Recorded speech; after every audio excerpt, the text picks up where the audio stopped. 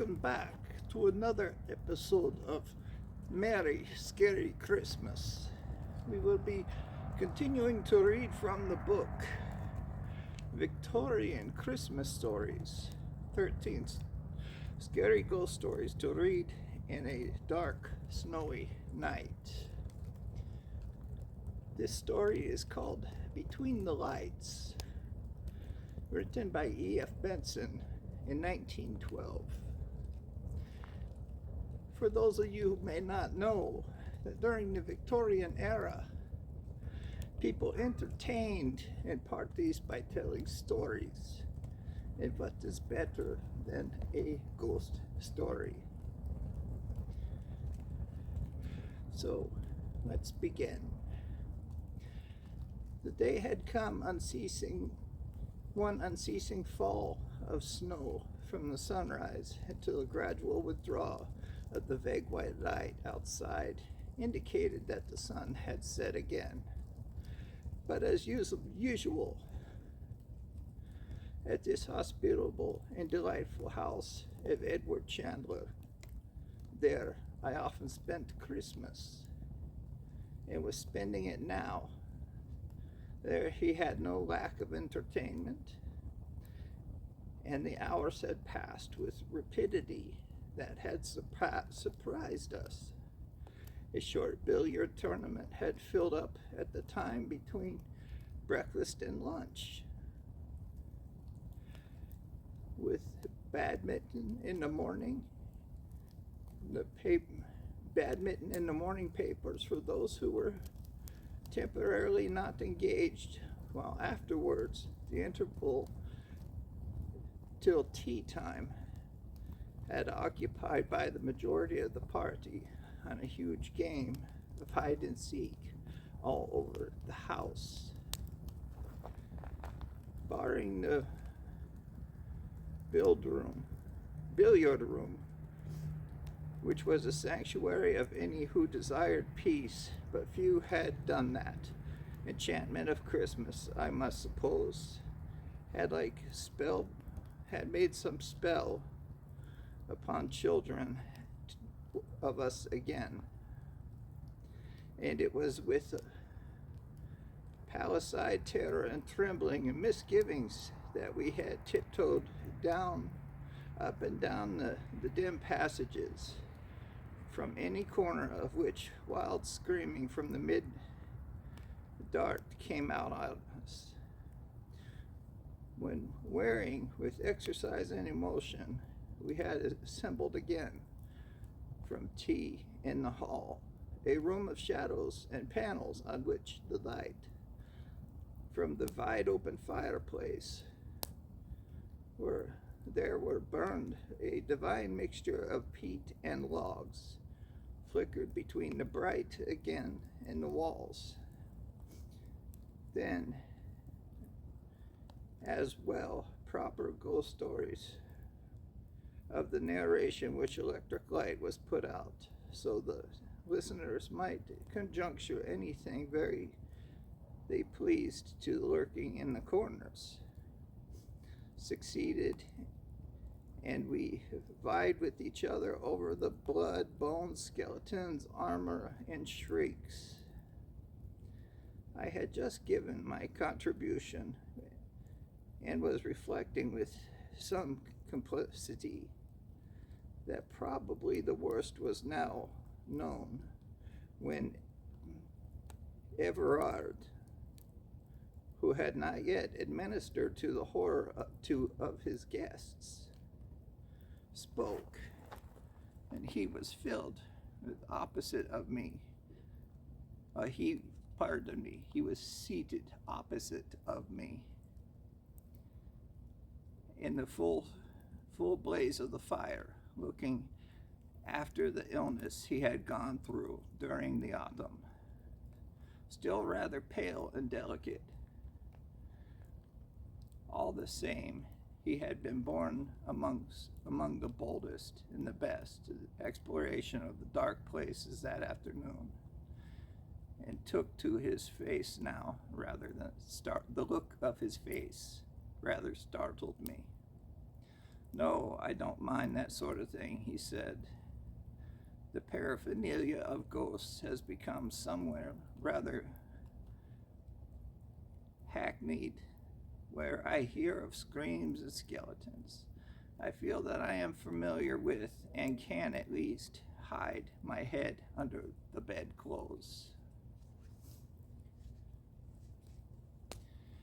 But the bedclothes were twitched away by my skeleton easily, as said I in my self-evidence. I know, but I did not even mind that. Why, there are 7, 8 skeletons in my room now, covered with blood, skin, and other horrors. Though the nightmares of the children were the really frightening things because they were vague. There was the true atmosphere of horror about them because one didn't know what one feared. Now, if one could replicate that, only if we could replicate that. Mrs. Chandler got quickly out of her seat.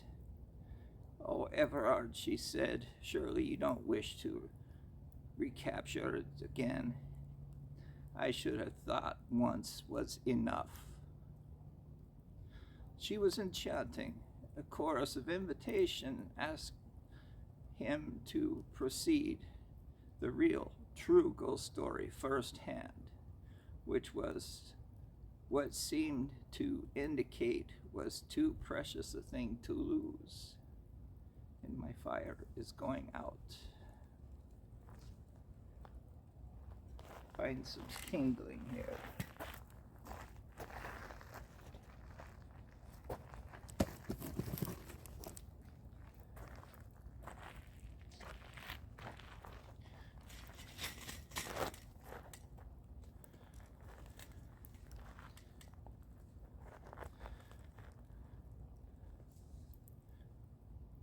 Okay, it was a chanted course of invitation. Okay, Edward laughed. No, dear, I don't want to recapture it again at all, he said to his wife. Then to us, but really the nightmare, perhaps, to which was referring, it was the vague and most unsatisfactory kind. It has no apparatus about it at all.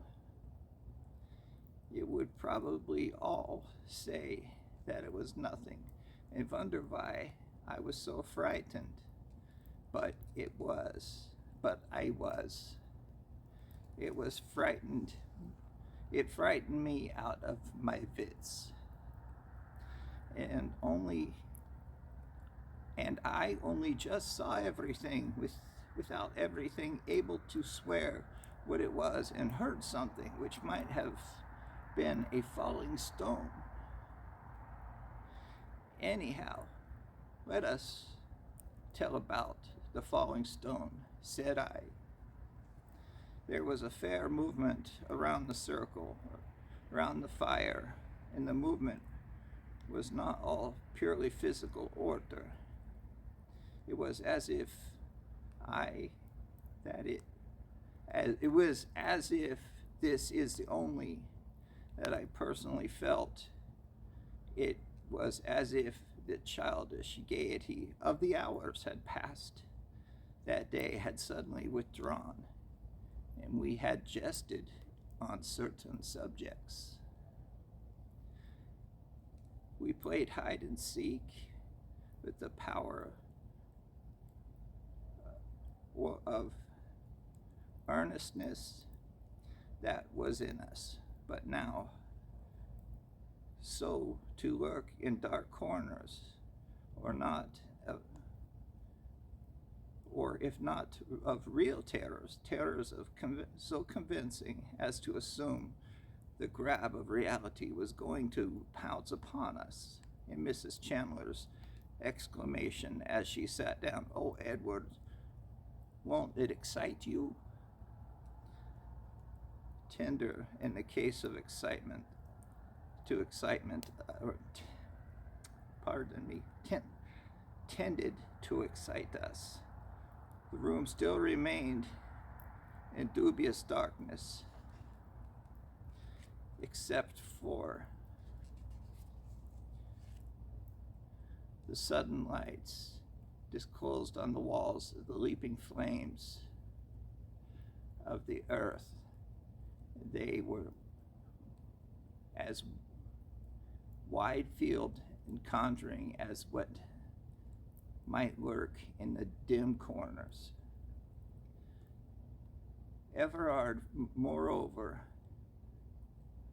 had made sitting in the bright light before was banished by the extinction of some of the flaming log and shadows. A voice alone spoke to us as he sat, as with his back in his low chair, a voice rather slow but very distinct. It was one of these, but the others kept silent, for the indication, so it seemed to me, was not asked for, and he went on again without a pause.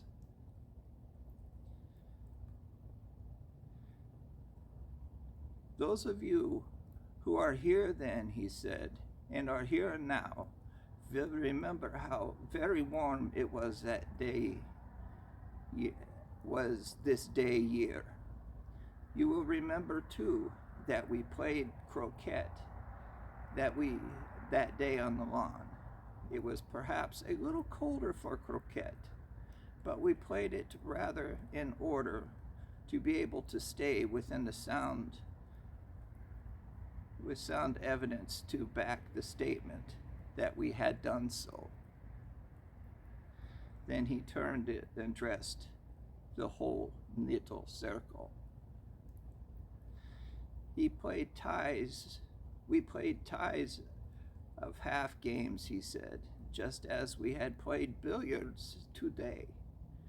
It was certainly as warm on the lawn as it was in the billiard room this morning, directly after breakfast, while today I should not wonder if there was 3 feet of snow outside. More probably listened.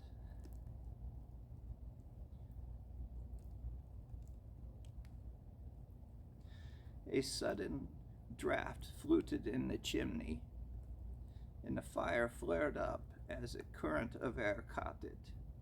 The wind also drove the snow beside the window, and he said, "Listen." He heard a soft scurry of falling flakes against the panes, like the soft tread of many little people who stepped lightly, but in the presence of the multitudes that were flocking for some rendezvous. Hundreds of little feet seemed to be gathered outside only the glass kept them out. And on the 8 skeletons present, 4 or 5 anyhow turned and looked in at the windows. They were small pane with lead bars, and on the leaden bars little heaps of snow had accumulated, and there was nothing else to be seen. Yes, last Christmas Eve was very warm and sunny, went on Everard. We had no frost at autumn, and a temerarious dahlia was still in flower. I have always thought it must have been mad. I must have been mad, pardon me. He paused a moment. I wonder if we were not mad too, he added. No one interrupted him. There was something arresting, I must suppose, in what he was saying.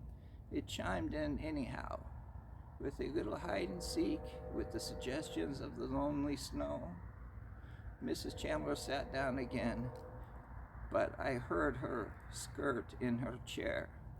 But never was there a gay party so reduced as we had been in the last 5 minutes. Instead of laughing at ourselves or playing silly games, we were taking a game seriously.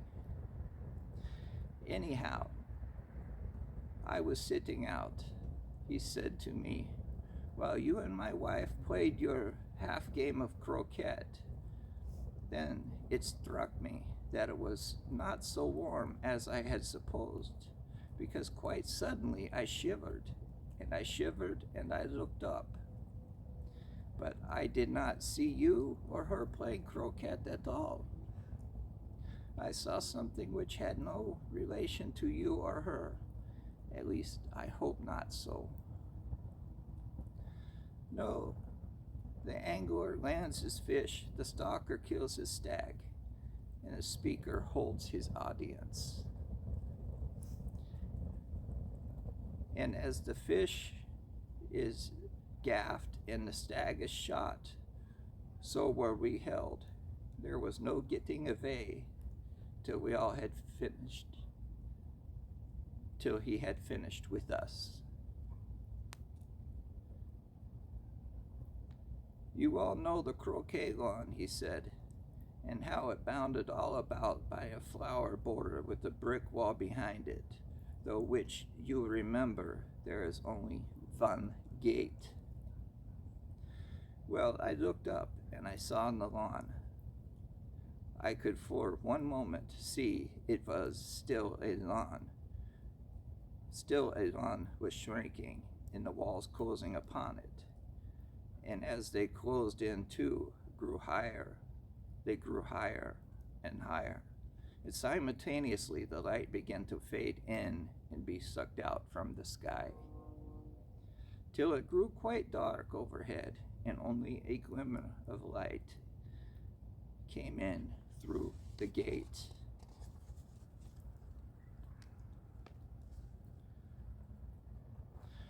And there was, as I told you, a dahlia of flowers that day, and as the dreadful darkness, bewilderment came over me, I remember that my eyes sought it in a kind of despair, holding on, as it were, of any familiar object, but it was no longer a dahlia. For the red of its petals, I saw only the red of some feeble firelight, and at that moment hallucination was complete. I was no longer sitting on the lawn watching croquet, but I was in a low-roofed room somewhere, or something like a cattle shed around about. Closed above my head, though, I was sitting down, ran rafters from wall to wall, and it was nearly dark, but the little light came in from the door opposite of me, yet seemed to lead into a passage that communicated with the exterior of the place. Little, however, of the wholesome air came into the dreadful din. The atmosphere was opposite and foul beyond all telling. It was as if for years it had been the place of some human menagerie, and for some years had been uncleaned and unsweetened by the winds of heaven. Yet the oppressiveness was nothing to the awful horror of the place from the view of the spirit. Some dreadful atmosphere of crime, abomination dwelt heavy in the denizens. However, they were scarce humans. They were scarce humans, pardon me. So it seemed to me, and though men and women were akin more to the beasts of the field, in addition, there was a presence to me that some sense of weight of years. I had taken a thrust down into some epic some epic of dim antiquity. He paused a moment, and the fire on the hearth heaped up a second and then died down again. In the dim light, I saw all the faces were turned, Everard and all who wore some look of dreadful expectancy. Certainly, I felt it myself and waited in a sort of a shrieking horror for what was coming. And I told you, he contained, where there had been that unseasonable dahlia, there were some now burned a dim firelight in the eye, and my eyes were drawn there. Shapes were gathered round about. What they were, I could not see. Then perhaps my eyes got some accustomed to the dark, for the fire burned better. And I perceived that they were of human form, but very small. From when one rose with a horrible chatter to his feet, his head was still some inches off the low roof. He was dressed in a sort of a shirt that came to his knees, but his arms were bare and covered with hair.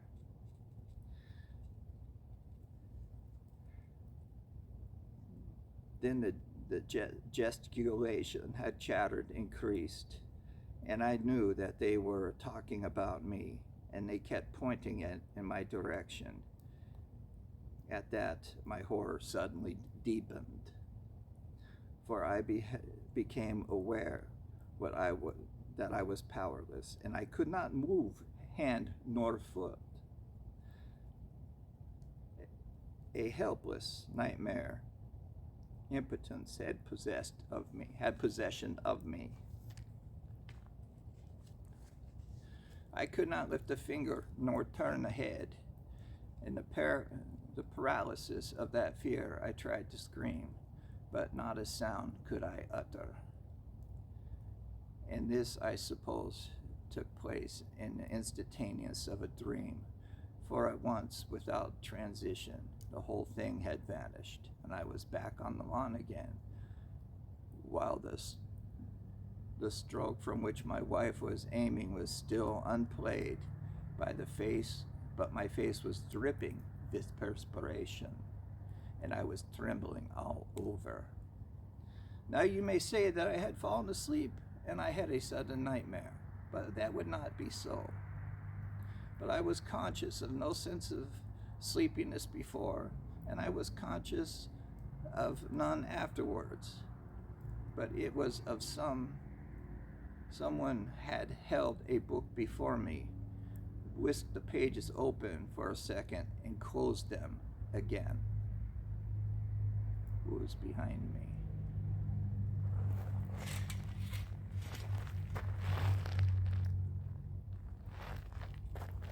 Saw the twinkling Christmas lights in the back. Thought it was somebody sneaking through the alleyway. Somebody I don't know, who got up from his chair with a sudden movement that made me start, and suddenly on the electric light, I did not mind confessing that I was rather glad of this. Edward laughed. Really, I felt like Hamlet in a play scene, he said. And as if it were there was a guilty uncle present. Shall I go on? I actually saw Hamlet when it first came out in the theater, in the playhouse. Yes, I was a young vampire then. Should have seen it then, you should have. Quite a show. The female actors were played by men, because females were not allowed to act. But back to the story. Well, let us say for a moment that it was not a dream exactly, but a hallucination. Whichever it was, in any case, it haunted me for months. I think I was never quite out of my mind, but lingered somewhere in the dusk of consciousness. sometimes sleeping quietly, so to speak, but sometimes stirring it to sleep. It was not good, my telling myself that I was disquieted myself in vain, for it was something had actually entered into my very soul, as if some seed of horror had been planted there. And as the weeks went on, the seed began to sprout, and I could no longer even tell myself that the vision had been a moment of disdorment only. I can't say that it actually affected my health. I did not, as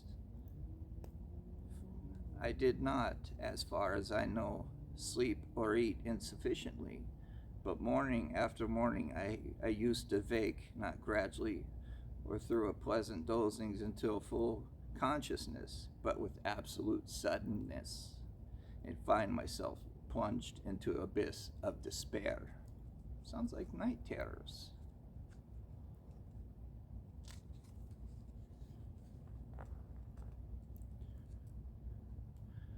Often, too, eating and drinking, I used to pause and wonder as if were worthwhile.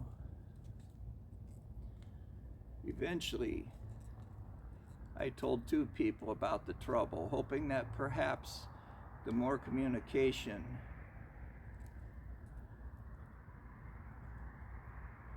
would help some matters, hoping also that they had distantly, though I could not believe or present that digestion of some obscurities of the nervous system were at fault. A doctor, by some simple dose, might convince me of it. In other words, I told my wife, who laughed at me, "Doesn't that just sound like your spouse? You try to tell them a serious story and they just laugh at you, men and women, both. I know I did with my brides." He also told me in answer as to direct question that he would stake his reputation on the certainty that I was not going mad. Well, he went up to London as usual for the season, and through nothing whatever occurred to remind me in any way of the single moment on Christmas Eve remained with me, even to all was seen to all right. The moment itself took care of that. Instead of fading as it was that day in the way of sleeping or waking dreams, it grew every day more vivid, and I ate, so to speak, like some corrosive acid in my mind, etching itself there. And London succeeded to Scotland. That was a good soccer match when London and Scotland played. Football match, I should say. Lot of turmoil on the pitch that year. It took the last year, for the first time, a small forest up in Scotland called Glencolin, very remote and wild, but afford excellent stalking. I was not far from the sea, and the gillies used always to warn me to carry my compass on the hill, because sea mists were liable to come up with a frightful rapidity, and there was always a danger. Danger of being caught by one and having perhaps to wait hours until it cleared again. This at first I always used to do, but as everyone knows, any precautions that one takes, which continues to be unjustified, gets gradually relaxed. And at the end of the few weeks, since the weather had been unformally clear, it was natural that as often as not, my compass remained at home. One night, or one day, the stock took me into a part of my ground which I had seldom been before, a very high tableland in the limit of the forest, which went down very steeply on one side to a lock and lay between it on the other, and on the other by the gentle gradations to the river which came from the lock. 6 miles below there stood the lodge. The wind had necessitated our climb up, or so my stalker had insisted, not by an easy way, but by the crags from the rock. Crags is Celtic for rock.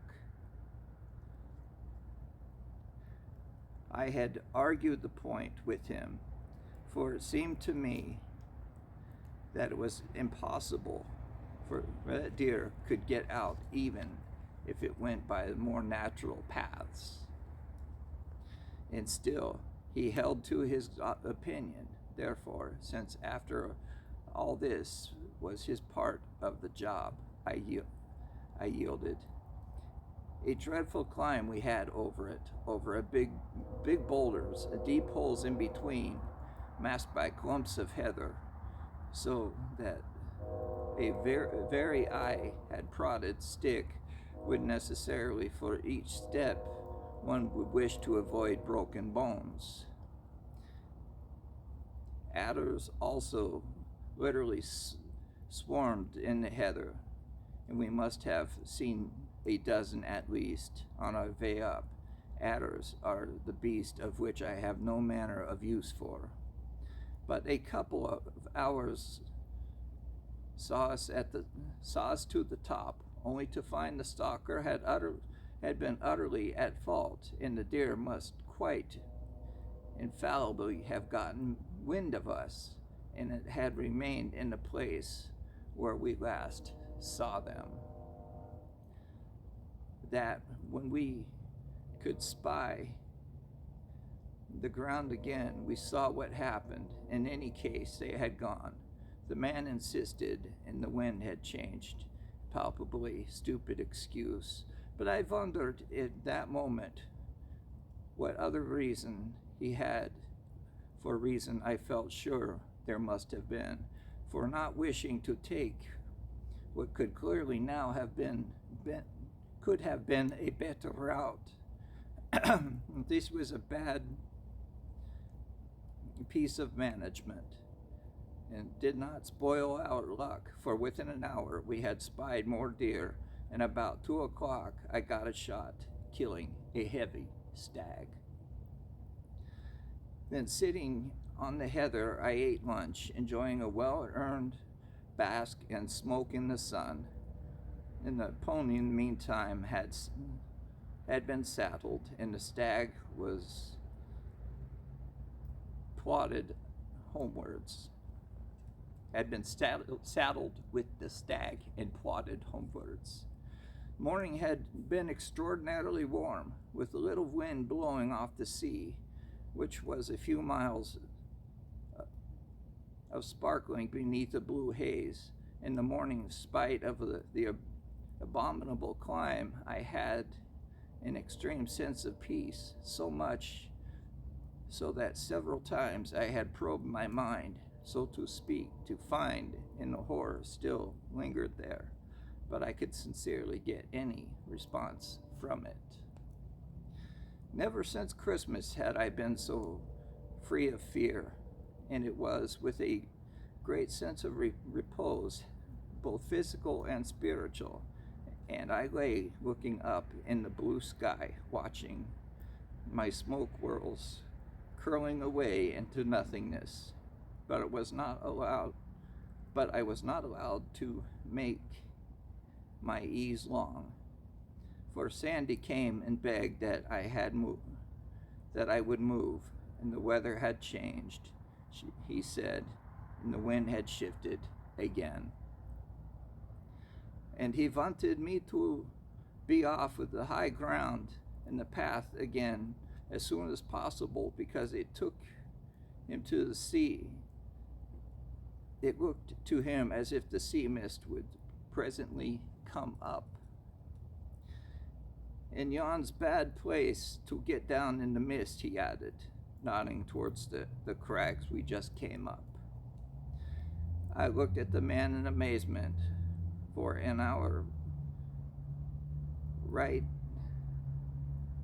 to our right lay a gentle slope down to the river, and there was no possible reason for again tackling those hideous rocks, for we were climbing that morning. More and more than ever, I was sure that we had some secret reason for not wishing to go to the obvious way. But about one thing, he was certainly right, and the mist was coming up in the sea, and I felt in my pocket for the compass, and I found that I had forgotten it. There followed a curious scene to which lost us time that could really ill afford to waste. I insisted on going down by the way the common sense directed. He implored me to take his word, for it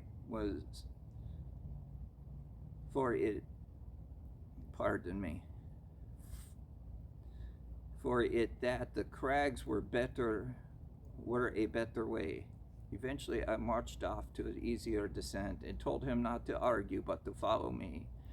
What annoyed me about him was that he would only give me senseless reasons for preferring the crags.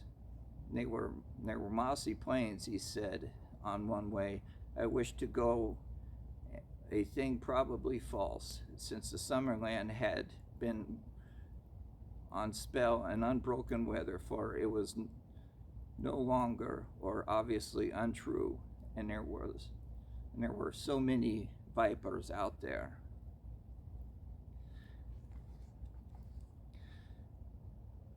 But seeing that none of these arguments produced any effect, at last he detested and came after me in silence, or desisted, pardon me, and came after me in silence.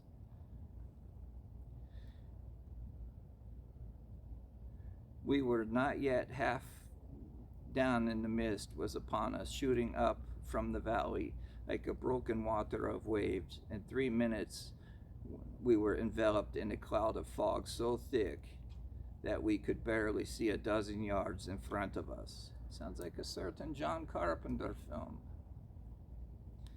It was therefore another cause for self-congratulations that we were not now, and we would otherwise have been peculiar climbing on the face of the crags, in which we had to come with sufficient difficulty in the morning, and I'd rather pride myself on my powers of generalship in the matter of direction.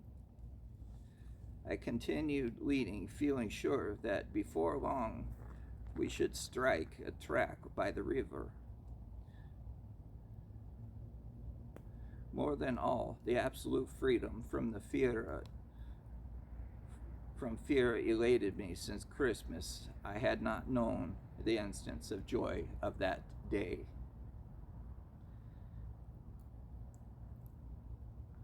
I felt like a schoolboy home for the holidays, but the mist grew thicker and thicker, and whatever it was, the real rain clouds had formed above it, or that it was of an extraordinary density thereof. I got wetter the next hour than I have ever been before since. The wet seemed to penetrate my skin and chill every bone, and still there was no sign of a track which I was making. Behind me, muttered to himself, Follow the stalker. But his arguments and protestations were dumb, and it seemed as though he kept close to me as if afraid. You always follow the local guide. They take you the direction that they want to take you for a reason. Now, there are many unpleasant companions in this world. I would not, for instance, care to be on the hill with a drunkard or a maniac, or worse than either. I think it was a frightened man, because his trouble is infectious and insensible. I began to be afraid as he became frightened too. From that, it was a short step to fear other perplexities to best beset us. At one time, we seemed to be walking on a flat ground. At another, I felt we were climbing again, whereas all the time we ought to be having descent unless we had passed away very badly indeed. Also, for the month was October. It was beginning to get dark, and it was with a sense of relief that I remembered that the full moon would rise soon after sunset, but it had grown very much colder, and soon, instead of rain, we found we were walking through a steady fall of snow. Things were pretty bad, but for the moment they seemed to mend, for far away to the left, I suddenly heard brawling of a river.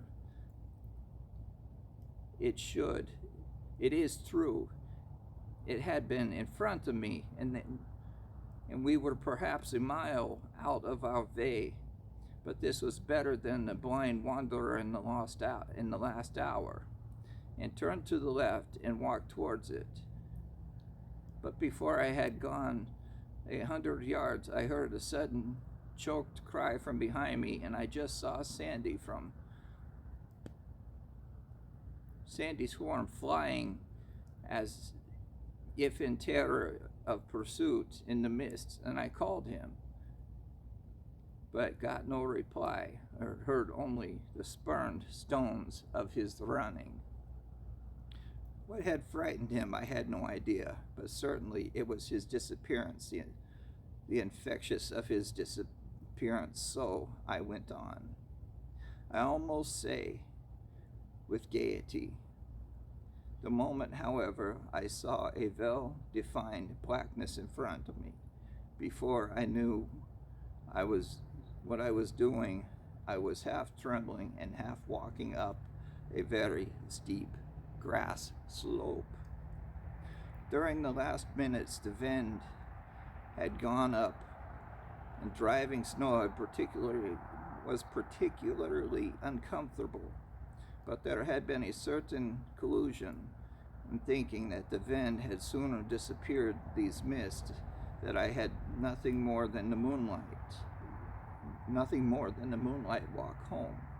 But as I paused at the slope, I became aware of two things. One, that the blackness in front of me was very close. Other than that, whatever it was, it sheltered me from the snow. So I climbed on a dozen yards into a friendly shelter, and it seemed to me to be friendly. A wall was 12 feet high, crowded the slope exactly where I struck it with a hole, exactly where I struck it when a hole in it, or a door rather, through which a little light appeared, wondering as if I pushed on. Wondering at this, I pushed on, bending down. The passageway was very low, and a dozen yards came out from the other side. Just as I did, the sky suddenly grew lighter, and the wind, I suppose, having disappeared from the mists and the moon, there had yet visible through the flying skirts of clouds made sufficient illumination.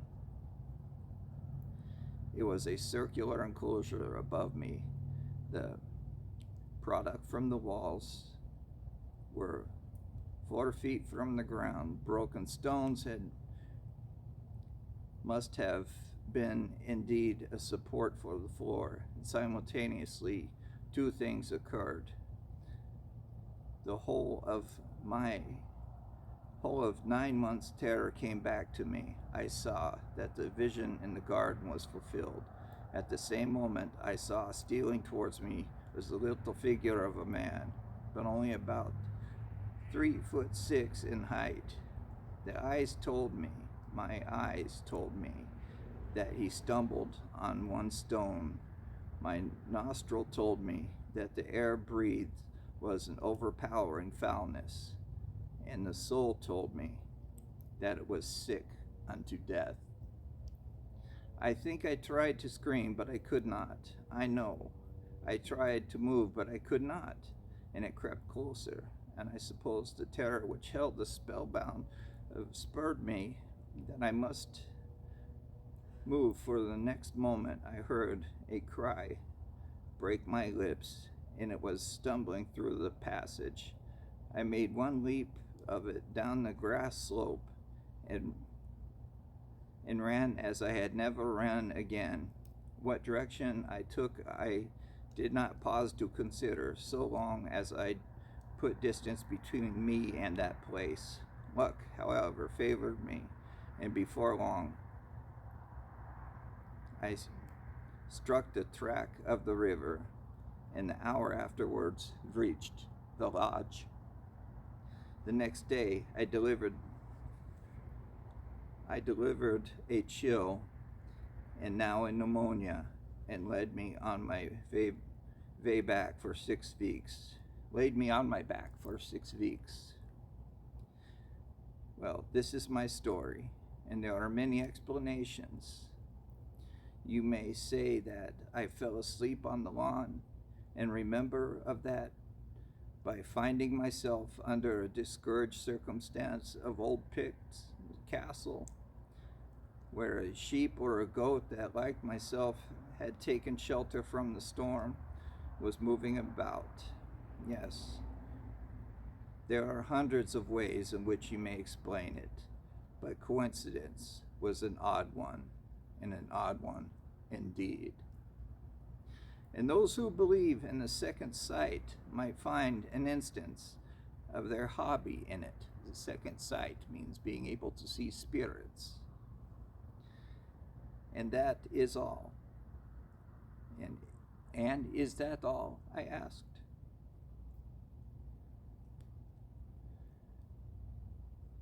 It was nearly too much for me. I think the dressing bell has sounded. So what do you think of that story? Lessons to be learned indeed. Follow your guides. Never stray from the path, no matter how wise you think you are. You all have a very good night and a very Merry Christmas. For this will be the last episode for this year. I will start again next year. This seems to have a popular following. So thank you very much to all of you who have watched this video. And I do apologize for stammering over words, for old vampire has dyslexia, was not cured by vampirism. So please forgive me. So until next year, stay safe. Be kind to everybody. Be kind to yourselves and animals. They know nothing but unconditional love. And pleasant and spooky dreams, my friends.